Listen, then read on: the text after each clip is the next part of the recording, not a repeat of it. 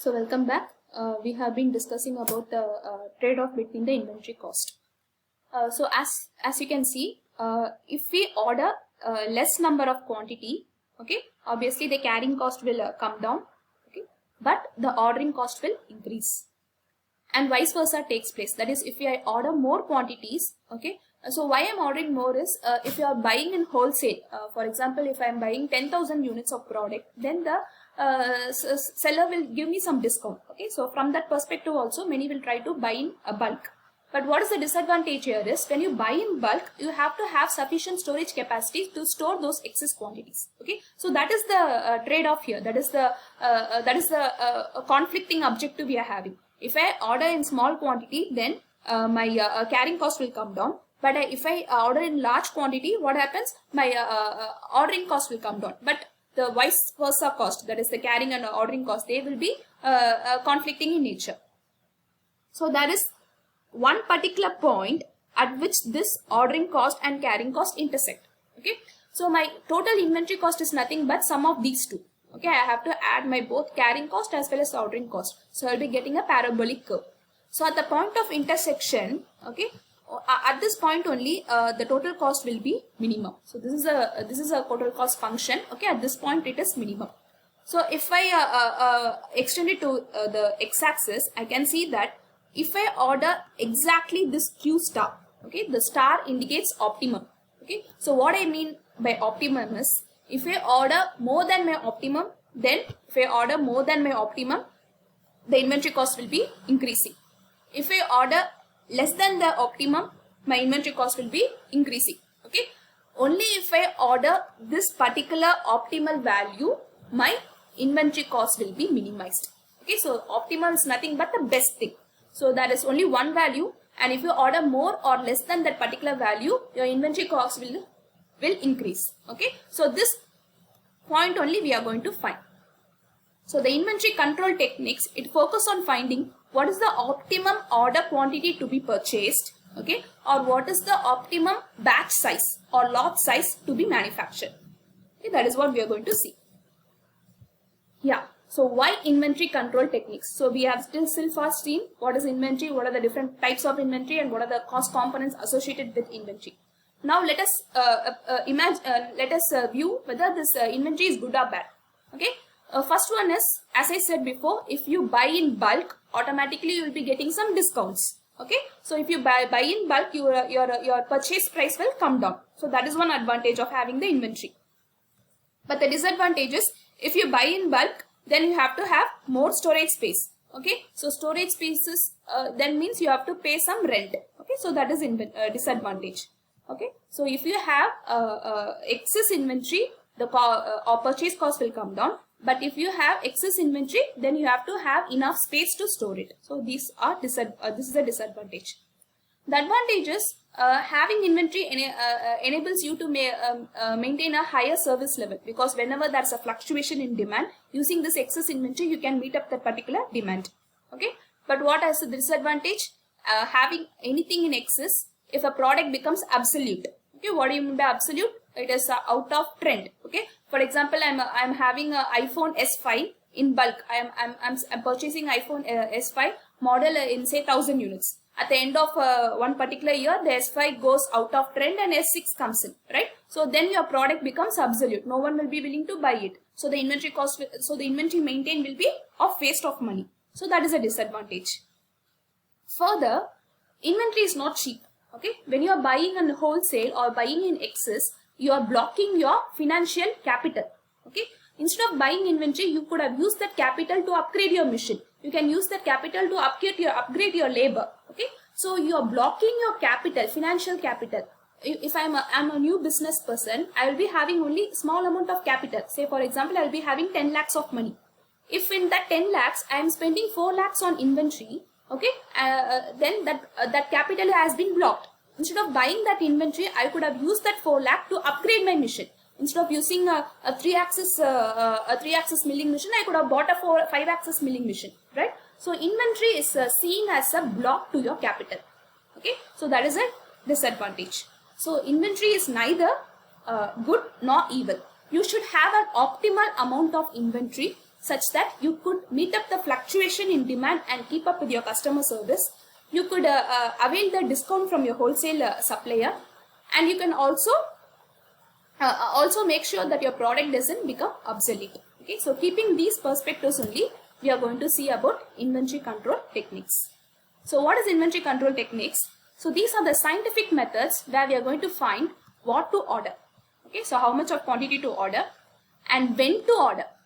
Okay, so at what time the order should be made, such that the carrying cost as well as ordering cost both are minimized without disrupting the production and sales. Okay, so this is what inventory control is going to be about. So we have only two decisions, that is we have to find the Q star. We have to find the Q star, that is what is the optimal order quantity or optimal batch size. If it is a purchase model, it is order quantity. If it is a manufacturing model, it's a batch size.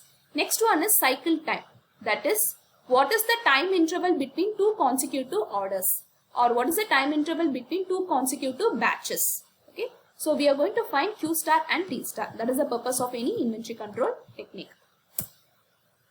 Right. Basically, inventory control models are classified into two types. We will be focusing more on deterministic model. Okay, so as the term indicates, deterministic. So what deterministic means is the parameters are known accurately. For example, I know what is the demand, I know what is the purchase cost, what is the carrying cost. Okay, if I know for sure, if I know for deterministic, then the model is known as deterministic model. Okay, the opposite is probabilistic. That is, I'm not sure about the demand, but the demand could take up any probability distribution. For example, the demand could take up a normal distribution. Then that models are known as probabilistic model. Okay, so we are going to see only the deterministic models in detail, and these are very important from the GATE point of view. There are actually two models basically. We have purchase model and a manufacturing model. Inside these models, we have further classification of without shortage and with shortage. Okay, we'll see these in detail. We'll see what are the formulas related to it, and we'll solve some problems. Yeah, the first one is purchase model without shortage. So this is from the perspective of a retailer. So he will be purchasing the item, he will be ordering the item, he will not be manufacturing the item. Okay, so be clear with the distinction. And there is no shortage. Okay, at any point of time we are able to meet up the customer's demand. We do not have a poor customer service level. Okay, so that is the assumption here. So assumptions, this is an important 2 mark question. So our assumption is demand is known. As I said, this is a deterministic model. All the parameters are known in advance. Next one is lead time is 0. Okay, so what do you mean by lead time? As a retailer, I told that he will be ordering the items, he won't be manufacturing, right? So let us say in time t equal to 0, I'm initiating the order. Okay, so consider Amazon. Okay, so today is actually Sunday. So Sunday I'm initiating the order. I'm buying say for example a pen. Okay, and it takes around 3 days for that pen to reach me. This time interval between the initiation of the order and the time at which your product actually comes into your hand, that is known as lead time. Okay, so in this case we are assuming for simplicity. Okay, so we are building actually models, right, mathematical models. So in order to simplify, we are assuming that lead time is 0. So what it means is, if I order in this instant, okay, so in this instant I'm ordering, then the next instant I'm getting the product. Okay, so that is known as instantaneous replenishment. Okay, if I'm making the order in time t equal to 0, at that same instant I will be getting the product in hand. Practically this is not possible, but for simplicity we are assuming this one. Okay, the next is purchase cost is independent of the order quantity. As we all know, when you are buying in bulk, you will be given discount, right? So that is not considered here. The purchase cost is independent of order quantity. That is, if you order 10 units also, the cost will be CP. If you are ordering 1000 units also, the cost will be same CP. Okay, so these are the assumptions. So let us see the model. So this is the x-axis is the quantity you are going to order, and y-axis is the time. I'm sorry, x-axis is the time and y-axis is the quantity you are going to order. So I'm going to start with the maximum inventory. Okay, so at period t equal to 0, in hand I have, at time t equal to 0, I'm having a maximum inventory. So Q star, right? So Q star is what I'm going to find. So time t equal to 0, I'm having, say for example, 1000 units. As time progresses, depending on my demand, okay, demand is uniformly varying, uniformly constant. So depending on my demand, I am using the products in hand, okay, and at one particular time, what happens? My inventory becomes 0. Okay, so let me give you an example. If my demand is say 10 units per day, so every day I'm selling 10 units. At time t equal to 0, I'm having say 1000 units. Okay, every day I'm selling 10 units. So at the end of the first day, I'll be having 990 units. At the end of the second day, I'll be having 980 units. So uniformly, I'm consuming the inventory, and at one particular time period, the inventory becomes 0. Okay, so at this instant, I'm making a new order. Okay, so I'm purchasing from a supplier. So what happens? Immediately, I'm getting a replenishment. Okay, immediately I'm getting the products. Okay, so again 1000 units is received. So the same cycle will follow. Then again day by day the inventory comes down, and at one particular point it becomes 0. Then at that instant I'm making a new order. Okay, so this particular triangle, okay, that is one cycle. Okay, so if it is for 1 year, then I'm having, so the number of orders made is 3 orders. So every year, in order to meet the annual demand, I am making 3 orders. Okay, and I have to find what is the optimal order quantity and what is the time interval between 2 consecutive orders. So this is what I have to find, Q star and T star. Hope I am clear about this. Yeah. So let us derive. This derivation is an important 8-mark question.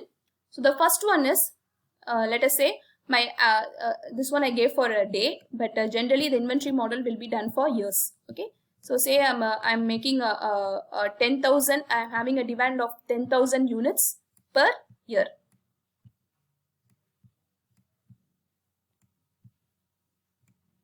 Okay, and my Q star. So this is what I have to find. Okay, so I don't know what is my Q star. Then how many orders should I make per year? Okay, so the demand is 10,000 units per year, and every time I make order, I'm ordering Q quantities. Then what is the number of orders I'm making per year? That formula is very simple, D divided by Q. So that's what I'm written here. That's what I've written here. So number of orders per year is D divided by Q. And what is the cycle time? That is the time between 2 successive orders. So this is a frequency. So if you want to find the time period, that is nothing but 1 by frequency. So this will be Q by D. So time between 2 orders is Q by D. Right. The objective of this model is to minimize the inventory cost. So let us find the inventory cost components, that is the carrying cost, ordering cost, and purchase cost. Okay. So if you're going to find the carrying cost, so carrying cost per year will be nothing but CC, that is carrying cost per item per period. Okay, so what is the carrying cost for one item for number of periods, right? So for that, I need to know what is the average inventory during one cycle period. Okay, so this is very simple. So the slope of this curve is D, because depending on the demand only, the quantity is being consumed, right? So the slope formula is nothing but y-intercept divided by x-intercept. So the y-intercept here is Q and x-intercept is T. Okay, so the area of this curve is nothing but half into Q into T. Okay, so this is the total inventory over the time period, cycle time period T, right? So if I need to find the average inventory over the cycle period T, then I will be dividing by T. So average is nothing but I am finding the entire area divided by the time period T. So this is my average inventory, half into Q. So total carrying cost is CC, that is carrying cost per item per period, into Q by 2. As you can see, I'm just multiplying with the quantity and not the period because this is a carrying cost per year. So I'm going to find the inventory cost for 1 year. Okay, that's why